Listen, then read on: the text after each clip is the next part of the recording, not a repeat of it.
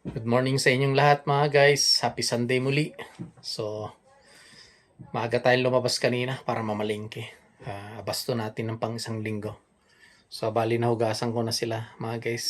Naitupperware ko na rin mga guys. So, ito yung mga napalingke natin mga guys. So, ayan guys. Meron tayong baby pusit. Meron tayong pusit kalawang kung tawagin. Pero ano na yun, tanggalan ko ng balat. Ganyan ang ginagawa ko guys. Pag bumibili ako ng pusit kalawang, tinatanggal ko yung balat nila para hindi malansa. So ito yung yellow pin, hasa-hasa, bangos, dalawang tupperware ng manok, may baka tayo, dalawang tupperware din ng baboy. Tapos ito, dadaingin natin, dalagbaybay kung tawagin dito sa amin. So yan yung mga napalingki natin.